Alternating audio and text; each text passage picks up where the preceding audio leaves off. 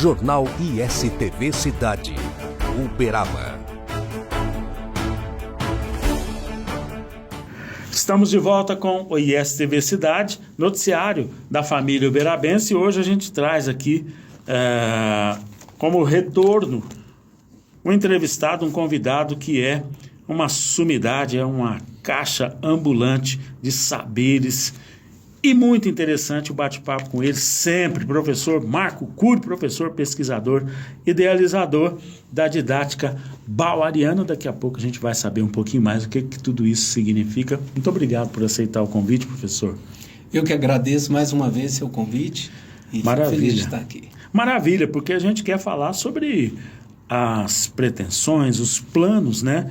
Aliás, você é diretor do Parque Educacional Meninos e Meninas, para quem não se lembra, o antigo projeto Meninos e Meninas, e nós sabemos, temos muitas atividades no ano de 2025, não é isso?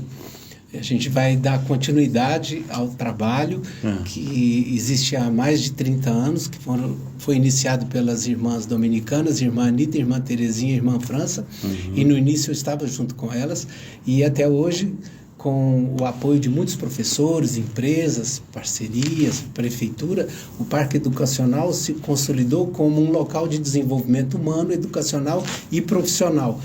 Porque hoje nós temos diversas empresas no programa Aprendiz, já faço um convite, quem precisa de aprendiz, entre em contato conosco pelo telefone 3316-8213 e para ser parceiro do Parque Educacional na indicação de jovens talentosos, polivalentes, conscientes, que é a proposta do nosso trabalho.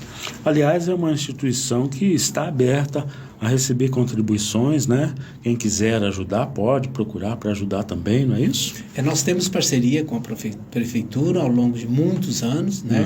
O programa ele se sustenta por meio de projetos que são encaminhados para diversas empresas, diversos parceiros, e hoje a grande parceria que nós temos é com as empresas de Uberaba, né? Nós temos, não vou citar nome, mas as maiores empresas de Uberaba são parceiras do Parque Educacional Meninos e Meninas, principalmente nesse programa que eu acho que é estruturante, o programa Jovem Aprendiz, levando a oportunidade do primeiro emprego e o desenvolvimento profissional para vários adolescentes e jovens aí da cidade. Isso mesmo. Agora eu fiquei sabendo que o professor Marco Cury foi convidado para participar de um congresso internacional de pedagogia. Como é que é isso? De onde vem esse convite? Que congresso é esse? Conta essa história para nós, professor.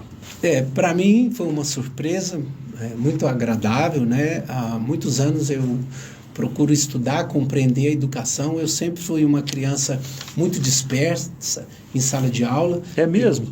Você não tinha aquele... Não. Nerd, aquele que fica tirando 8, 9, 10. Eu sempre queria fazer diferente, eu queria, em alguns casos, né, eu vou até citar que quando vinha a prova, eu não sabia responder, eu mesmo criava a minha prova, entregava para o professor e geralmente era 0, né? Entendi. E isso foi no ensino fundamental 1, no 2, e quando isso sempre assusta o professor, né? E assim, raramente não, sempre eu tirava 0, porque ele falava, você não respondeu aquilo que eu precisava, que eu te pedi, mas eu falei, mas eu tenho outras respostas, e não era considerado. E na universidade eu encontrei um professor, eu quero até falar o nome dele, Geraldo Tedei, mandar meu abraço para ele. Ele era uma prova que eu respondi aquilo que eu sabia sobre a disciplina dele, e ele considerou, e eu falei esse caso para ele, falou assim, foi muito inteligente isso. Eu acho que muitas crianças vivem isso, eles não sabem, às vezes, um determinado conteúdo que o professor quer, uma resposta, né? Está no Ministério da Educação, no MEC, determinado que uma criança precisa aprender, mas não está identificado quais perguntas que tem que fazer para essa criança, né? E, de repente, conforme você faz uma pergunta, a criança não entende. E, de repente, se você falar o tema ou o subtema, ele consegue discorrer sobre aquilo. É verdade. Né? Então, assim, eu agradeço a oportunidade do convite. Fiquei sabendo que a gente vai estar lá junto com o professor José Carlos Libânio, que é uma sumidade na educação.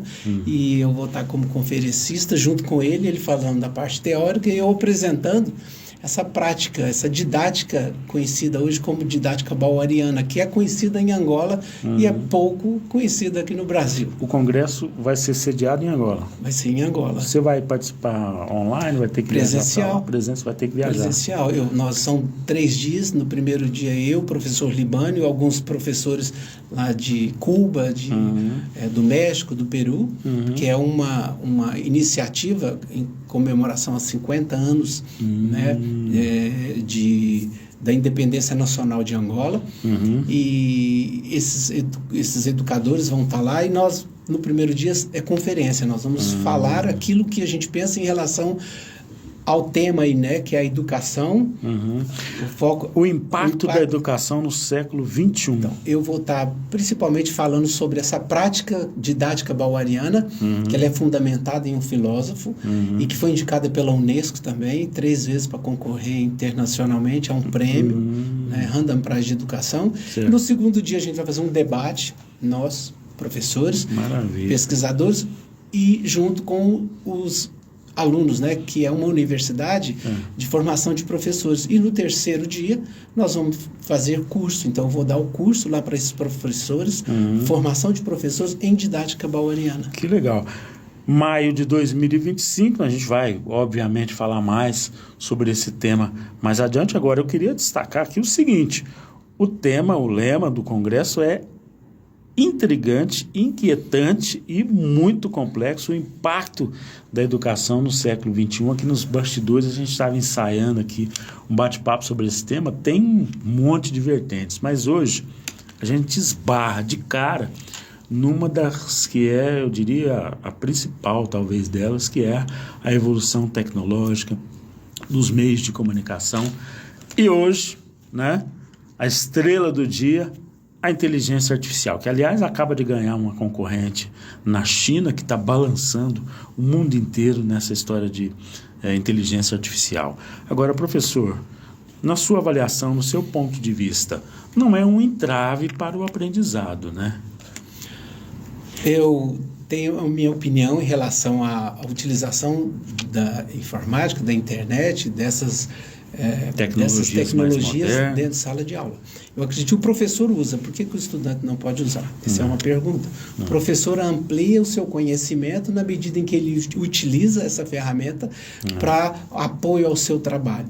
Então, eu acredito que, do jeito que está hoje a educação, com os problemas que os professores enfrentam dentro de sala de aula, indisciplina, falta de respeito, falta de engajamento. Então, o professor, muitas vezes, ele é um herói na maioria das vezes, né? Porque ganha pouco, porque faz por amor à profissão, e ele não consegue desenvolver aquela magnífica aula que ele desenvolveu. Então, eu acredito que, conforme a didática que se usa dentro de sala de aula, é possível, sim, fazer com que os jovens compreendam e entendam que aquela ferramenta é de apoio, né? Hoje a gente sabe que existem, os jovens estão passando mesmo por um momento muito de crise existencial, é verdade. Eu já queria até tocar num ponto que é o seguinte: antigamente a família ela era um ambiente fértil para o desenvolvimento integral da maioria das crianças e dos jovens, né? A educação, né? Como tem até um ditado, né? A educação vem do berço. Exato. Então, naquele tempo, o pai, ele nutria, a família nutria a criança. O professor, quando essa criança ia para a escola, o professor só precisava regar aquela planta que ela já estava vindo em direção à luz, né? Exatamente. Hoje, a maioria das crianças, e muitas, de repente, só tem o espaço, que é a escola, para ele se desenvolver de uma maneira integral. E então, tudo mudou no mundo, né? O celular, o carro, e isso muitas pessoas já falam. A única coisa que não mudou é a educação. E essa frase que eu acho que a gente tem que repensar mais sobre ela, e nós vamos falar no congresso, que é: muitos pedagogos e professores falam, a escola não nasceu para educar, e sim para instruir. Isso eu vejo que tinha validade antigamente. Então, hoje o professor, a escola, o método de ensino, ele precisa nutrir aquela criança também de educação, porque o professor não consegue dar uma aula com crianças mal educadas. E muitas não têm uma família, porque o conceito de família também mudou. Hoje a gente tem muitos adolescentes aí de 40 anos, né, casando, e essa crise existencial da meninada, crise emocional. Configurações diferenciadas. Exato. De família, né? E a meninada hoje ela vem com um potencial muito grande. Então o problema hoje não são os professores. Os problemas hoje também não são os alunos. Eu acho que é a didática, a maneira de utilizar aquele tempo que o professor tem dentro de sala de aula. E a didática, ela pode sim promover ali o silêncio, a aprendizagem, a construção do conhecimento. E é isso que a gente defende com essa didática que a gente está, ao longo desses anos, com muitos professores aí procurando construir. É interessantíssima essa reflexão. Nós, recentemente, tivemos lá no curso de Geografia da UFTM a elaboração de um trabalho, uma pequena aula que foi elaborada para alunos do ensino fundamental, e a gente usou a inteligência artificial para preparar essa aula. Agora, o professor pediu, vocês podem até usar, mas sejam honestos e nos contem se vocês usaram, como é que foi feito o escopo, né, o pedido, o prompt, para que a inteligência desenvolvesse esse roteiro, né, de uma aula. Ou seja, é uma ferramenta que é um banco de dados poderosíssimo, é um monte de gente com informações que pode ser utilizado, né, professor? Exato. Eu acho que a inteligência artificial é um apoio. Não sei se você lembra de antigamente, não existia livro, né? Como é que começou lá a educação? Era nas praças, né? Depois vieram os livros. Antiga Grécia. Poucas pessoas tinham acesso ao livro. Depois veio aquele livro do professor. Né? E eu não tinha acesso a ele. Ele era vermelho, ficava lá na mesa. E ali tinha todas as respostas. A cartilha. Tinha todas as respostas. Agora, todas as respostas, onde elas estão? No celular, na mão de toda a meninada. Então, com essa explosão de informações, ficou muito complicado o professor querer transmitir algum conteúdo. Então eu entendo que a educação ela precisa repensar o seu processo, principalmente dentro de sala de aula, porque tem a neurociência envolvida. Um professor que fala o tempo todo, ele só conseguiu jogar na memória operacional desse jovem a informação. Quando esse jovem dorme, toxina cerebral limpa isso e é como se fosse uma descarga e ele não lembra nada. Ele só vai aprender se ele falar. E se ele fala, vai para a memória permanente, para o córtex cerebral. Isso presume-se que ele aprendeu. O cérebro, ele não ouve as pessoas, ele ouve a gente mesmo. Então, na medida que eu falo aquilo que eu produzi dentro de sala de aula... significa que eu aprendi a elaborar alguma coisa. Exato. E é uma ginástica para o cérebro. E hoje, a gente defende a ideia de que, quando eles falam o focado no aluno, aprendizagem, ou focado no professor... O nosso método, ele não é focado nem no professor nem no aluno, ele é focado no desenvolvimento de habilidades e competências cognitivas, porque as informações estão aqui. Então, o nosso método estimula muito a criança e o jovem construir perguntas. Quando você pede para qualquer jovem sobre um tema, para ele construir 3 perguntas, ele vai no cérebro dele, num lugar que ele nunca foi, porque ele está acostumado a vida inteira sendo solicitado pelo professor a dar respostas. E existe outra situação, não sei se você sabia, a gente exige muita atenção dos alunos. Sim. Precisa... Preste atenção. E o cérebro, ele, do mesmo jeito que você mergulha e precisa tomar fôlego, o cérebro também. Então, já está mais do que cientificamente comprovado que um adulto, no máximo 15 a 20 minutos, presta atenção. Um adolescente de 10 a 15 minutos, uma criança de 5 a 7 minutos. Então, e não é homogêneo, nem simultâneo, né? Exato. Um menino está pensando, está concentrado, e o outro está disperso. No outro nível. Então, se forçar que não é possível forçar. É como você forçar um elástico. Se ele ficar o tempo todo esticado, ele perde a elasticidade e a sua função. O cérebro é do mesmo jeito. Se ele forçar muito, ele começa a dar tilt e ele passa a partir daí não aprender mais, não assimilar a informação. Então, por isso que a gente fala didática baueriana, que é fundamentada no Bertrand Russell, que é um filósofo, que ele falava que você só aprende fazendo. Né? Existem outros também que falam, por exemplo, andar de bicicleta. Se você lê uma enciclopédia, você não vai aprender. E nem observando uma pessoa nadar. Então, a didática ela é o tempo todo, 90%, os jovens produzindo. Porque quando o professor fala, quem está aprendendo não são os jovens, é ele mesmo. Na medida em que ele repete. Né? Exatamente. Então, assim, para mim vai ser uma felicidade muito grande estar podendo lá, porque é um assunto que eu gosto muito. Apaixonante. Apaixonante. Eu acho que é um momento de discutir educação, porque os professores estão sofrendo dentro de sala de aula. Muito, né? Olha, por isso tudo que o professor falou aqui, que eu faço questão, toda a entrevista, com a caneta na mão, seja a caneta, seja o lápis, anotando, escrevendo, porque o cérebro vai respondendo de alguma forma a esses estímulos, né, professor? O tempo todo a gente lá na geografia está tendo esse contato aí também com a pedagogia, no sentido de exercitar o nosso cérebro constantemente, né? E a caneta, o lápis, faz essa função a partir do momento que você começa a registrar, né? Exato. Isso é muito bacana. E tem uma coisa que eu gostaria de falar, por exemplo, quando você vai para uma viagem, você não prepara a sua viagem? Isso. Parametrizou. Existe um plano. O aluno, quando ele chega dentro de sala de aula, ele não sabe o que vai acontecer. Então, aquilo ali, o cérebro perde muita energia em relação a isso. Todas, e na didática baueriana, a gente substitui aulas por jornadas, que é a mesma coisa. O conceitos definem comportamentos. Eu tive a oportunidade, a Superintendência de Ensino liberou a gente para desenvolver dentro de algumas escolas, fazer experimentação da didática. E é importante você perceber que as crianças, né, elas estão o tempo todo dispersas, né, em relação à aula. E eu cheguei numa escola e falei assim, hoje não tem aula. Foi aquela alegria. Hoje nós vamos fazer uma jornada. Uma jornada não mede o que vocês sabem, mede o que vocês conseguem fazer no tempo de 50 minutos. E isso foi o suficiente para que todos prestassem atenção. Aí eu já vou dar até um spoiler que fala, que é a tal jornada especial, que ela poderia substituir todas as aulas. E o professor não perde nada em relação a isso.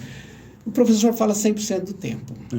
O cérebro já deu provas de que não presta atenção 100% do tempo. Existem as improvisações, às vezes, do professor, porque tem que responder uma pergunta que não tem nada a ver. Tem a bagunça. Então, do tempo de 50 minutos, 30% dele ele é perdido. Concorda? Então, o professor, na didática baueriana, ele tem 70% do tempo para ele dar a aula dele. E mesmo assim, os meninos não vão dar conta de apresentar. Isso não é trabalho para o professor. Mas, no início, o professor já fala, eu preciso que vocês construam 3 tópicos sobre o que eu falar. O que é um tópico? O que você gostou, o que não gostou, aquilo que você entende, que você não entende, dúvida e alguma associação. E é engraçado, quando você fala isso para os jovens, eles começam a prestar atenção, porque nós fizemos esse teste. Começa a fazer os tópicos de vocês. E eles prestam atenção não para aprender. Para quê? Para fazer os tópicos.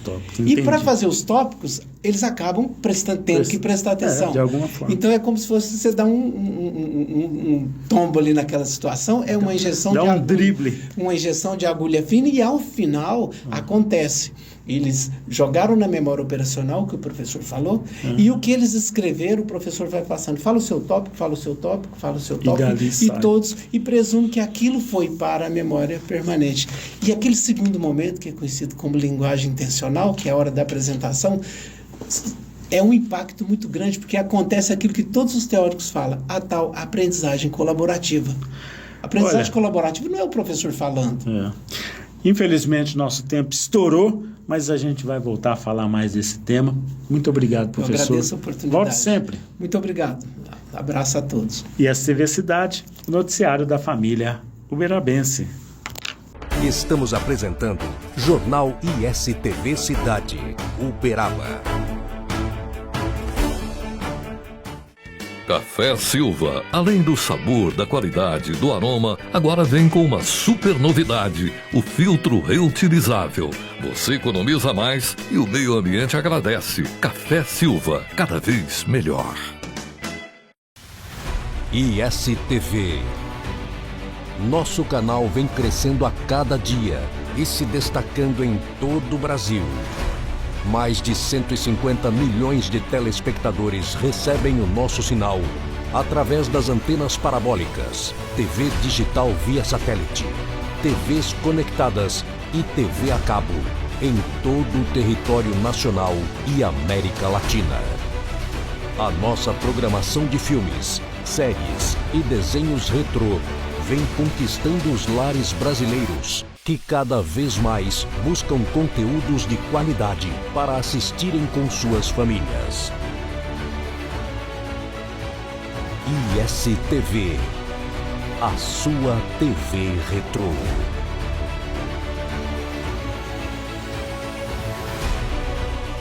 Sabe aqueles momentos com a família, sentados à mesa, momentos que nos fazem bem, que nos fazem felizes? Para acompanhar uma prosa boa, tem que ter Café Silva. Café puro, direto da roça, produzido com tecnologia sem contato manual. Para uma qualidade diferenciada, deixa a gente fazer parte desses momentos da sua vida. Telefone 034 991 59 39 39, atendendo toda a região. Café Silva, cada vez melhor. Voltamos a apresentar Jornal ISTV Cidade, Uberaba. Estamos de volta com o ISTV Cidade, noticiário da família uberabense, e o assunto agora é o Grande Hotel, aqui de Uberaba, um dos patrimônios históricos e que está sendo alvo de um levantamento que vem sendo feito por uma profissional da área do design de interiores. Confira na reportagem. Aqui é a Júlia, formada em design de interiores. Estou atualmente fazendo pós-graduação em patrimônio. Essa pergunta é muito interessante porque eu venho há um longo período fazendo pesquisas sobre o Grande Hotel e hoje, atualmente, estou com um grupo simples pelo WhatsApp com várias pessoas que já trabalharam lá, com entusiastas sobre o assunto, para a gente contar e redescobrir essa história tão linda que eu tenho certeza, a do Grande Hotel de Uberaba. E aí, como é que vocês estão fazendo? Você já arrecadou muitas imagens, conseguiu muitas informações? Quem puder ajudar, pode ajudar de alguma forma, mandando para você essas imagens. Conta isso para nós. Exatamente. Hoje a gente trabalha com imagens, é muito difícil. Vocês não têm noção de achar arquivos sobre o Grande Hotel. O próprio arquivo público tem poucas coisas.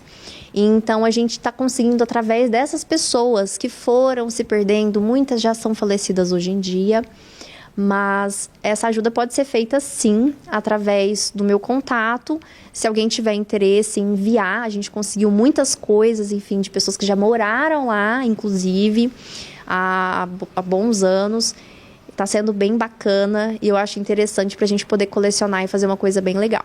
Agora, como é que foi a receptividade da população em relação ao nome Grande Hotel? Quando você fala nesse assunto, como é que foi a reação do público? Nossa, é de muita emoção. Acho que todos ficam muito emocionados e contagiados. Não sei se chegou ao ouvido de muitos, mas o Grande Hotel ele recentemente foi comprado por um grupo de hotelaria, o Havana, e eles estão reformando, né? Acho que todos estão vendo, passando pela Leopoldino. E as pessoas recebem essa informação, o Grande Hotel, com muita emoção, alegria, querendo sempre contar algo sobre, e uma vivência que já teve, ou até por ter passado ou vendido alguma coisa na época para eles. Enfim, está sendo bem interessante. Então é agora correr atrás dessas imagens e você fazer um bom trabalho de montar essa história. Com certeza, eu estou apta para isso e totalmente disponível para esse momento. Mudamos de assunto no ISTV Cidade para falar sobre empregos. Os postos do Sistema Nacional de Empregos, o Cine, aqui em Minas Gerais, oferecem, olha só, 14.633 oportunidades de trabalho e, segundo as informações coletadas pelo Governo do Estado. A página, administrada pela Secretaria de Desenvolvimento Social, a SEDESE, pela internet, o trabalhador tem acesso às oportunidades disponíveis em todas as unidades do Estado. Para facilitar a pesquisa, há filtros por região, município, ocupações e unidades. Neste início de semana, alimentador de linha de produção é a ocupação com o maior número de vagas no Estado, um total de 1.410 vagas. Em seguida, o operador de caixa com 843 oportunidades, o servente de obras com 810 vagas. Entre as unidades, o Cine de Uberlândia, como sempre, 3.465 vagas é o que tem a maior oferta de vagas, seguido pelo Cine de Belo Horizonte, central de vagas com 1.506 oportunidades, e o Cine de Itabirito, na região metropolitana de Belo Horizonte, com 729 oportunidades, vem em seguida. Se você quiser acessar no portal empregabrasil.mte.gov.br, aqui em Uberaba, portal.uberaba.mg.gov.br/Cine Informa. E assim, nós chegamos ao fim de mais esta edição do ISTV Cidade, o noticiário da família uberabense.